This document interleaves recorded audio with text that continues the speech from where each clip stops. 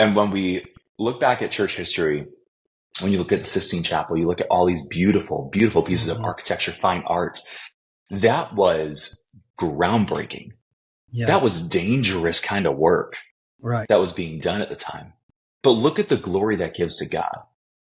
Yeah. Like the incredible Gothic cathedrals that are built, that are still being built over hundreds of years. Mm-hmm. That's dangerous work. That's edgy kind of stuff.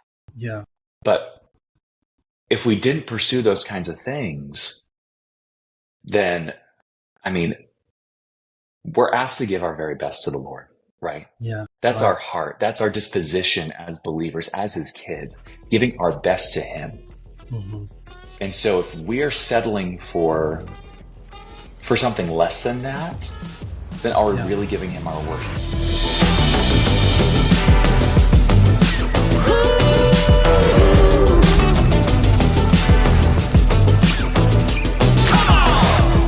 Hey guys, welcome to the Kill the Dragon podcast. I'm your host, Gunnar Akridge, and the author of the book by the same title, Kill the Dragon, Reclaiming Your Life from the Dark Side of Religion. And that's what this podcast is all about. We're exploring the themes related to the dark side of religion or the religious spirit in our lives. So if you've been hurt by religion, or if you're just like me and you envision a church that looks more like Jesus than a dragon, then this podcast is for you. If you're watching on YouTube, go ahead and hit that subscribe button or give us a follow wherever you listen to your podcast so you don't miss an episode. I'm pumped today because Matt Higgins is on the podcast. Matt, along with his wife Elise, started Origin Coffee Bar in Savannah, Georgia, which is an amazing spot if you're ever in Savannah. Matt is also the founder of Doxology Creative and the designer of the killer cover art for the book Kill the Dragon. And today we're talking about taking the lid off your creativity. It's going to be a great conversation. Matt, welcome to Kill the Dragon. Thank you so much for having me on, Gunnar. This is a huge honor. Thank you. I'm glad you're finally on. We have had, just so our listeners know, we've had so many technical difficulties with this. So it's going to be a special episode. I know that, right? That's right. That's right. Why don't you introduce yourself, help us get to know you a little better, where you're from, all that stuff. Absolutely. My name's Matt Higgins. I hail from New England originally. And gosh, where do I even start? So I'm from New England originally. I moved here down south years ago to come to art school. Met my wife here, and it's just been an incredible journey throughout my life of discovering who God is, how God wants us to create. I have been in the church my entire life, and it's just such an incredible journey, and I've been able to be a part of so many different denominations and expressions of worship and creativity within and without the church throughout my life. And I'm just so grateful to live this life and to be here with you today. My background originally is in music, actually. So grew up choir, music, songwriting. I was almost on Broadway a few times. Did that whole route. God led me in a different direction, and started studying architecture. And then he swerved it again to design. And he really took that and took everything I learned throughout those different areas of my life to be able to, bring some new creativity to different areas of the church. And I'm very humble that he would use me in that way. So developing brands, experiences for churches, large, small, nonprofit organizations outside the church that benefit the church. And then my wife and I started Origin Coffee Bar in 2020. And it's been such an incredible journey to be able to meet practical needs in the community through our houseless outreach. And also just to develop community in a space where people feel comfortable to. They grab a cup of coffee, they develop relationships, build community, and get to benefit those that are in different parts of the world that are producing those coffees too. So it's a great way for us to continue ministry in kind of a new and fun, creative way. Cool. I just learned some things about you. I didn't know about the Broadway thing.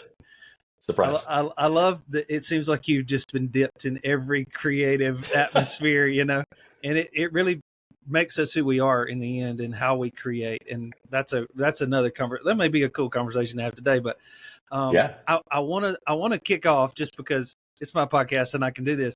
I want to let's talk do it. about this cover. I Let's want to talk go. about this. I remember sitting with you and you were like, "What's the book about? Why did you write the book?" You had 100 Yeah, questions for me, I sure did. and one of the questions was, "What do you see?" And I said, "Well, I don't know, but you're the artist, but I see a dragon, but I don't want to see the dragon first off. I kind of want to be hidden." And you said these words. You said, "Well, I see." We're talking about the dark side of religion and the dragon being that. And you said, "Well, I see scales, but they're stained glass windows." And I was like, "There you go." You just go, Matt. Run with your stuff, okay?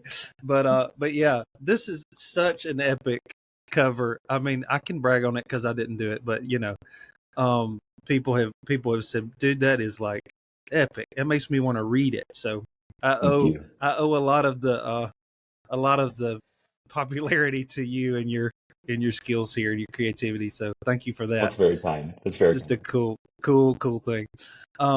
So just maybe a little bit more about like how you got into the whole creative side of things. I know you did pretty I much did a everything, but bird's eye view, right? yeah. Okay. So how So I got into the yeah, creative side of things, yeah. like as a kid, did you dream about this, what you're doing now, or what, I guess what events led to where you are? Yeah. So creatively, gosh, started youth choir, right? And then thinking about music and different expressions of music as I was a little kid. And then every kid's drawing, right? They all have like their little pads and they're drawing and whatnot. I remember, um, I think the first like landmark moment of like, oh, creativity is something that I have a passion for, and like discovering new ways of thinking and problem solving through a creative lens is when I was, and mom, if you're listening, correct me if I'm wrong, but I think I was 5. Um, it was when my family was a part of this Methodist church up in Massachusetts, and there was a huge building project. And the architect and the whole building committee had a tough time thinking about the layout and how to integrate this education wing and where the elevator goes and where this, that, and the other goes. It was a very limited space, a historic building. It was built before the United States was founded.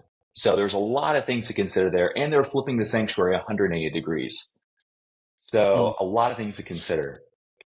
I'm sitting there, little 5-year-old Matt Higgins on the floor playing with Legos or whatever. And I just, like J.K. Rowling, just took out a little napkin and sketched out based upon like what I was thinking when I was hearing all these adults talking about the other room. I bring it over and I'm like, hey, will this work? That's what they ended up building.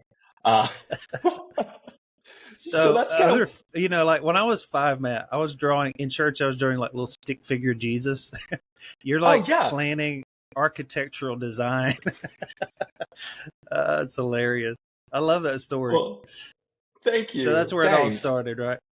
That's where it started. Yeah. And then from there, like, um, figuring out what it all looks like. And I did a huge deep dive in my life of like, I did, a lot of study of architecture. I even made my own course in high school to learn architecture. We didn't have it at my school, so I Mm, built it. And it was self-guided, whatever. yeah. And then from there, like I love design. I was doing theater, so I started designing posters for the shows, and then I'd have friends that were starting up little local businesses and whatnot. They're like, "Hey, you make posters? Can you make a logo?" Sure, why not?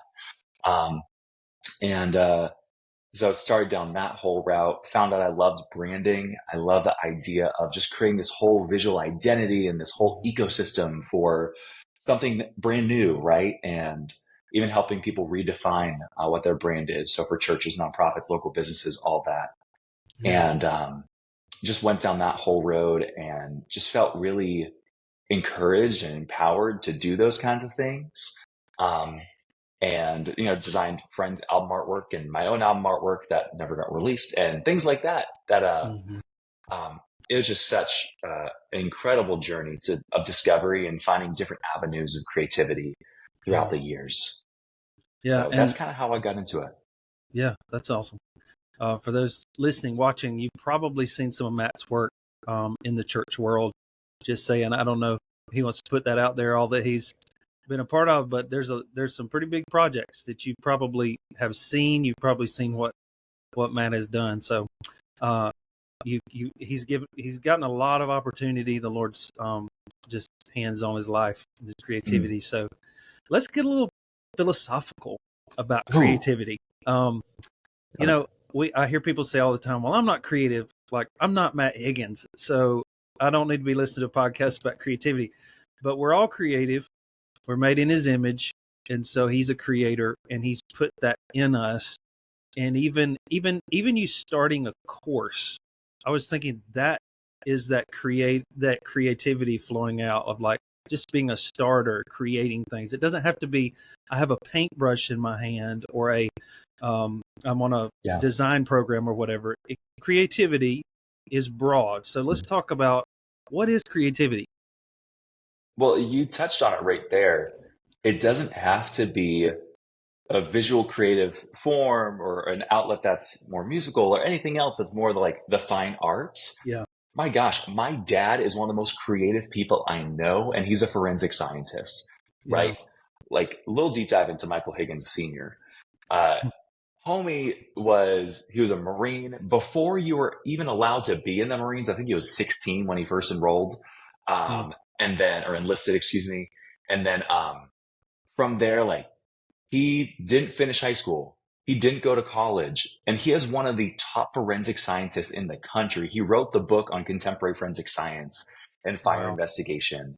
And for him, and something I learned from him, is you can always be creative, no matter what your discipline, no matter what your background, by just thinking about something in a new way, right? So whether that's problem solving at work or at life, or maybe you take a left turn instead of a right when you're going on a morning walk. Discover something new. Explore that. That's creativity. Like you said, God created all of us. He's the creator. Right. And he made us in his image. So you're a creator. Congratulations. You can now add that to your resume. So for all future job opportunities, you're welcome. Creator. So really, we can all be creatives in just daily little things, little choices. So I hope that people can be encouraged by that you can be a creative no matter what your discipline or background or skill set. Yeah. I love the idea that as humanity, just as humans, we've just got that creative thing in us. Yeah. It would seem that the church, as in just people who follow, the followers of Jesus, we would use that creativity as a vehicle to just not only express who God is to people, but also just to just extend the kingdom of God. What we've seen in church history all throughout in different expressions is this amazing renaissance, if you will, of creativity in the church, while we've also seen some squashing of that. And I say in I can't remember what chapter it is. Let's say chapter 13 of my book. With all the innovation that the church can claim, we do have a little bit of a history of squashing things that are different. And you even said it a while ago, thinking about it in a different way. Sometimes the dark side of religion, the misguided side, tends to put a lid on our creativity, I think. And so that's what I said. I said on page 167, for some reason, the church seems to be an institution that discourages change and even resorts to fear tactics to keep people in line or ensure nothing breaks the status quo. Of course, I'm not talking about the entire church, but I'm saying we see this sometimes. Unfortunately, the status quo is in vogue in the church. It could be that the very spirit of religion we've been discussing is behind the stifling of creative advancements. If I were the enemy, I would utilize all my resources to ensure that the church doesn't get adventurous. I believe that an innovative, courageous, and committed church is one of the most dangerous entities on the planet. You agree with that? Absolutely, I do. I feel like the enemy has shut down our effectiveness just simply by putting a lid on on creativity sometimes. Yes. The phrase alone, well, this is how it's always been done. Mm, Immediately, yeah. it just cuts the ankles of any creativity that you could have. Mm, Um, and I do think a lot of that comes through fear, yeah. which is brought by the enemy, right? And in the church, going through history, I mean, I love that you said creative renaissance. It's actually the mission statement behind Doxology Creative. Yeah. Um, and uh, and when we look back at church history, when you look at the Sistine Chapel, you look at all these beautiful, beautiful pieces of Hmm. architecture, fine art. That was groundbreaking. Yeah. That was dangerous kind of work Right. that was being done at the time. But look at the glory that gives to God. Yeah. Like the incredible Gothic cathedrals that are built, that are still being built over hundreds of years. Hmm. That's dangerous work. That's edgy kind of stuff. Yeah. But if we didn't pursue those kinds of things, then, I mean, we're asked to give our very best to the Lord, right? Yeah. That's our Right. heart. That's our disposition as believers, as his kids, giving our best to him. Hmm. And so if we're settling for something less than that, then are we Yeah. really giving him our worship? And that's not to say that you need to stress, like, if it's not the best thing I've ever created, I'm not going to put it out there. Absolutely not. Hmm. Good is better than perfect. But always keep like trying something new, exploring something different that maybe you haven't done before. It can be scary for you. It can be scary maybe for the community. Yeah. But as long as it aligns with God's word and there's nothing wrong with what you're doing, go for it. Try it Yeah. out. Put pink and red together. Who said you can't? You know? Yeah. Like there's so many things I think that as the church over the years, we can become complacent or we can become afraid to venture Yeah. out into something new. Where I Yeah. think now more than ever is the time where we can. There's so much Hmm. liberty we have, so much freedom we have through the Spirit of God and through the tools that we have nowadays to create things that reflect so much glory back to Him. So why Yeah. not? Yeah. I'm nerding out just a little bit with church Good. history right now. Before we got on this, I was reading up on the Reformation in Classic. 1500s, and it seems like to me that particular season. I mean, there's a lot of great stuff came out of that, and no shade to our Catholic friends. I'm a Protestant, and so um, I know that there's good that came out of that, but at the same time, um, there was specifically in with Zwingli and the Reformation in Switzerland and all that. There was a real squashing of like, all right, okay, let's cut out all of these elaborate, paintings and stained glass and all this stuff. Like, we just need to get back to the simple gospel. And there was, Yeah. whether they meant to do it or not, I think it just really put a lid on things. I think we're still, especially in the Protestant stream, I feel like we're still feeling some of those effects, but I also think Mm. we're kind of coming out of that as well. What are we so? I'm just having a conversation. What are we so Yeah. afraid of? Like, what do you I think think that is? yeah, I was just thinking about that. I think to an extent where um, we're afraid of it being gaudy or it being, I don't know, self-important when it comes to the church. So Okay, yeah, oftentimes when I'm talking with my clients and partners who are from the church world or of churches, a lot of times like, well, we don't want to be self-important. Well, we want to put God before the brand. Absolutely. Like, yes, those are very important things. hmm, And I think that there's an undue connection of um, beauty and I, I mean, self-importance. I just keep coming back to that phrase, but yeah, it's not prideful to make something beautiful mm, at the end of the day. yeah, Um, I know that a lot of churches, especially nowadays, I mean, even preachers in sneakers, think about that. Like if you do something, now sure, don't spend $2,000 on a t-shirt, but um, if you do something that's beautiful or do something that's out of the ordinary, You get a lot of flack for it. It's like, oh, well, Yeah. your church doesn't need to have that mural. No, we Yeah. don't need to. Like, that's not a necessity, but Yeah. it's an expression of worship that we're giving back to God. Like, this may be something like, think about in the Catholic Church, the Stations of the Cross around the churches. I Mhm. love visiting a Catholic cathedral as an Irishman myself. Love it. My whole dad's side of the family is all Irish Catholic, so whenever I get to go to their cathedrals, I'm there for it. Yeah. And the Stations of the Cross, how beautiful that is. And for me, in my times of prayer, whenever I've been to a cathedral, that inspires such prayer. That inspires Yeah. conversations with God that I may not have had if it was just a plain white Right. box. And don't get me wrong, Yeah. my little Baptist church up in New Hampshire I grew up in for most of my life, we don't have anything ornate, maybe some crown molding, Yeah. but there's something so beautiful about the starkness of certain churches and the minimalism, but there's also something beautiful about the ornateness. And I don't think there's a wrong way to express Right. our churches, whether that's architecturally or through our sermon series or even musically. Like, find the unique way that God has inspired you to give him glory, to have Yeah. creative expression. Because just like Yeah. every person, every church is different. And I think oftentimes we get so afraid to have that individualized expression, Yeah. and feeling like we need to justify it. We don't need to justify it. God Right. made us all uniquely, and that's something to celebrate. Yeah. I I see a connection sometimes between style and, whether we're talking about music or art Sure. or even architecture, Yeah.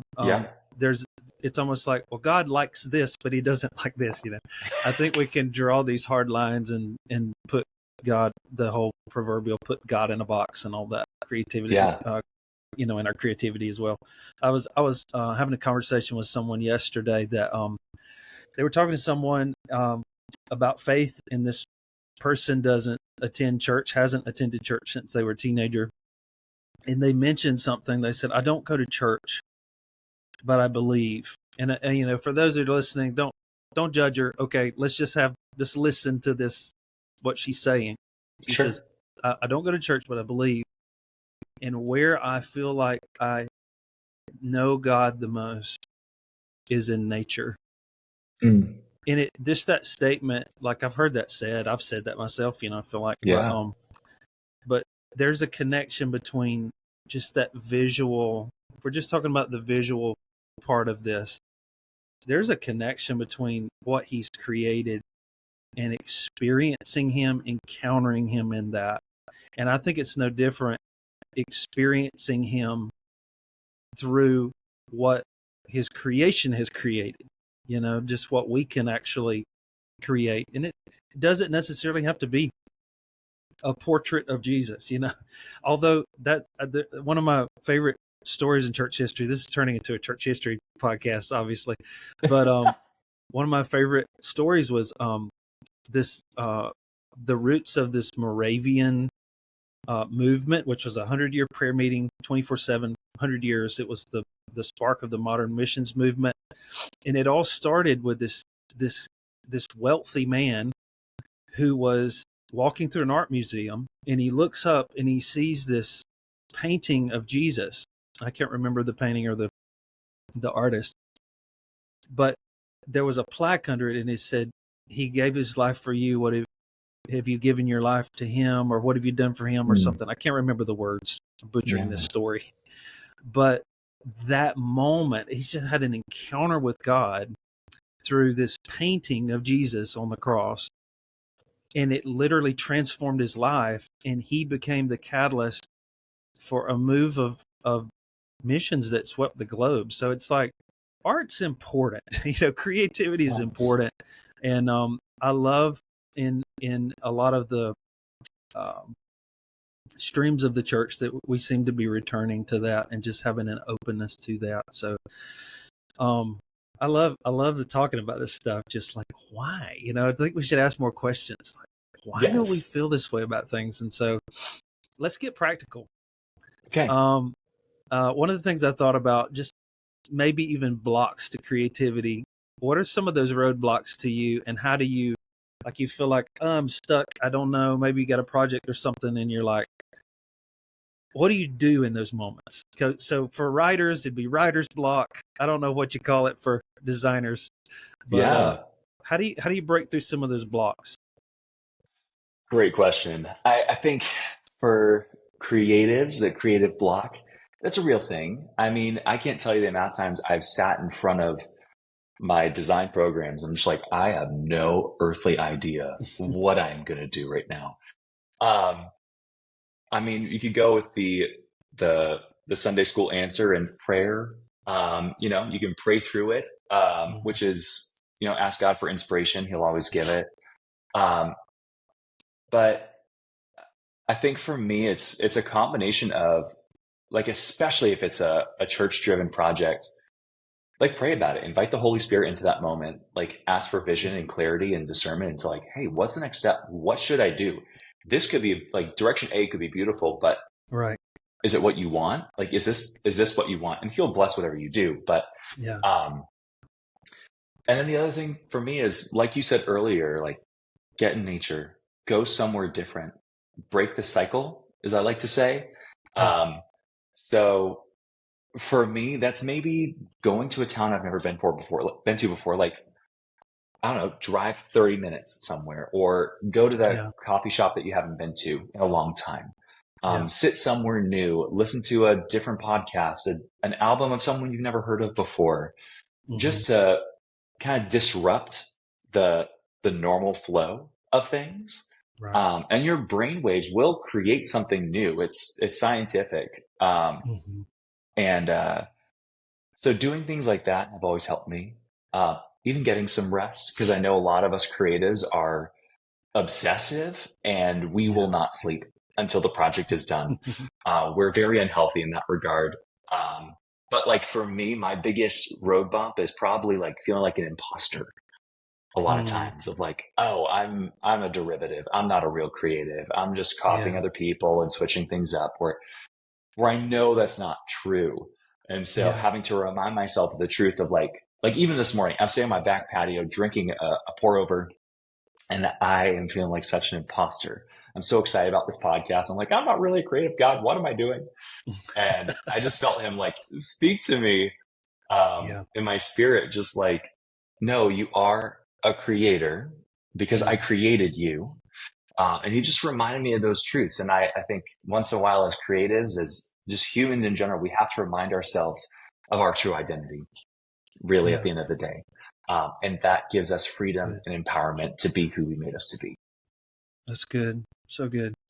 So maybe dive in a little more about um, roadblock, or we've talked about roadblocks or blocks to creativity, but what about just taking the lid off?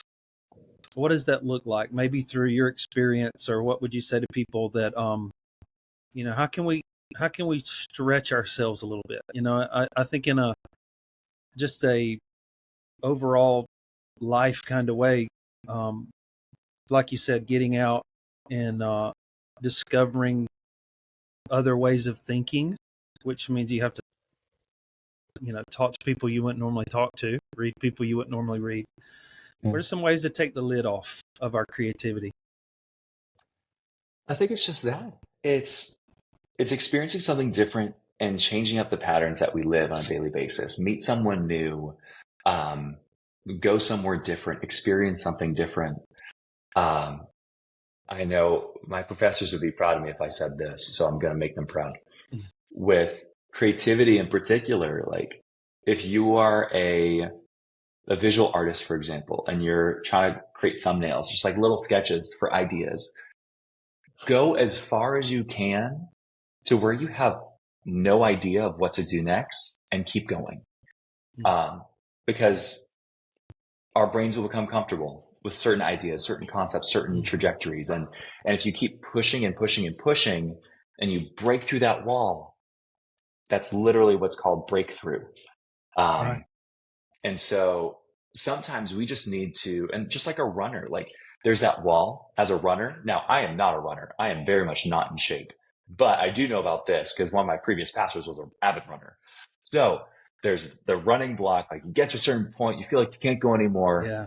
keep going. Um, Right. and so I think that's such an important aspect is just having that diligence and Yeah. that there is a hard work aspect to it. to grow and expand your horizons. Keep chugging. You got this. You can do it, right? Yeah. There's nothing saying that you can't do it. You just have to give yourself permission to do it and to Yeah. continue to move forward. So I experience love new that. things and keep on pushing is I what I love it. would say. Just don't quit. Don't Just do don't it. quit. Keep going. I thought about this. I got one more question for you, but Good. I want to read this scripture that just came to mind as we were talking. It's Exodus 31. They're building, God is giving, instructions to build this tabernacle, this tent in the wilderness where he will come and meet with his people and all that.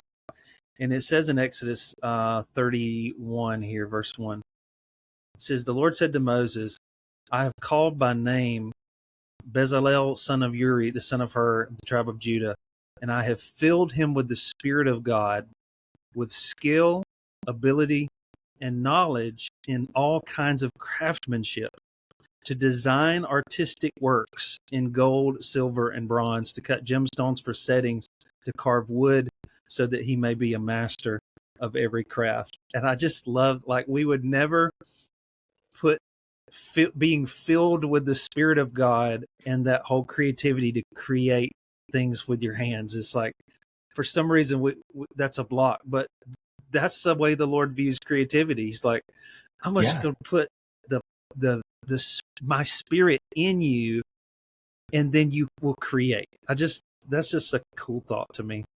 So there's the Bible. If you needed some Bible, there's your proof. Okay.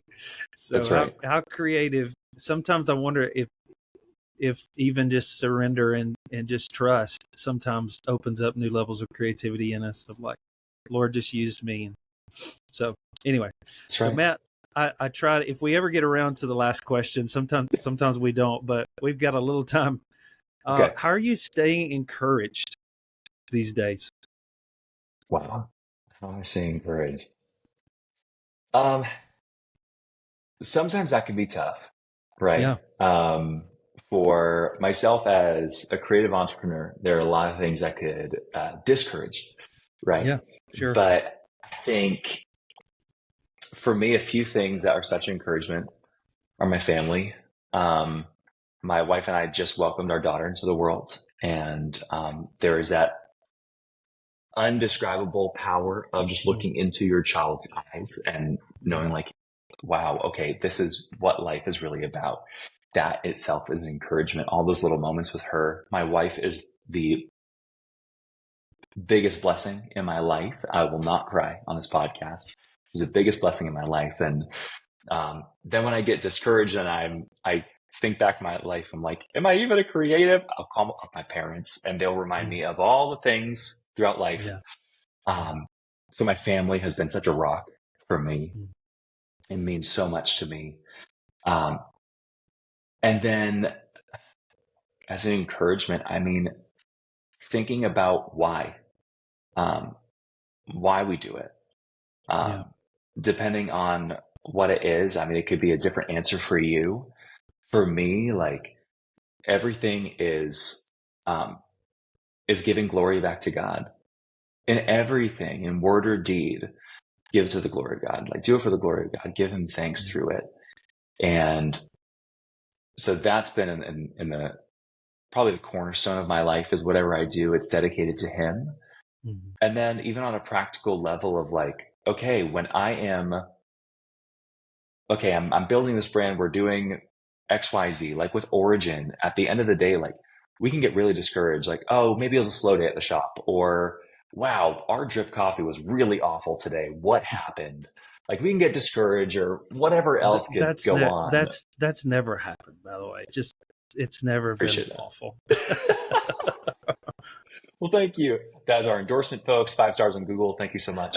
Um, but like, at the heart of that, it's like, okay, we're building community. At the end of the day, sure, we may have Mhm, like, I don't know, messed up a drink or two throughout the day. mhm, That's fine. We have a lot of team members. It happens. But this one person that came in, they felt seen. They felt loved. That encouraged me to come back the next day and hit the pavement even harder.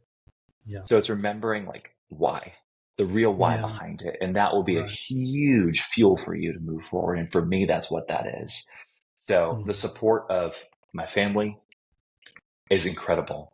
And then knowing the why behind what I'm doing. Yeah. So important. Matt, this has been a really cool conversation. Thanks for being on the podcast today. Thank you so much. This is such an honor. It is a real blessing to be on this podcast with you. And thank you for letting me just share a little bit. I could keep talking for another 27 hours. Oh, I So know. We're scratching the surface on this. I love hearing your let's go. story. I love hearing just some insight, some of your creative process and all that. But man, yeah, thanks so much. I hope you guys have enjoyed today, and I hope it's maybe helped you take the lid off your own creativity. And I'd love it if you leave us a review that help people find Kill the Dragon and be encouraged by some of our guests like Matt. If you're interested in a deeper dive into the content, I encourage you to read my book, Kill the Dragon. It's available on Amazon and wherever books are sold. You can contact us with questions at killthedragonbook.com. Very special thanks again, Matt Higgins, as our guest today. And a big shout out to Joel Auger, who created our theme song, Slaying Dragons. You can find his stuff on Apple, Spotify. Thanks again for tuning in, and we'll see you next time on Kill the Dragon.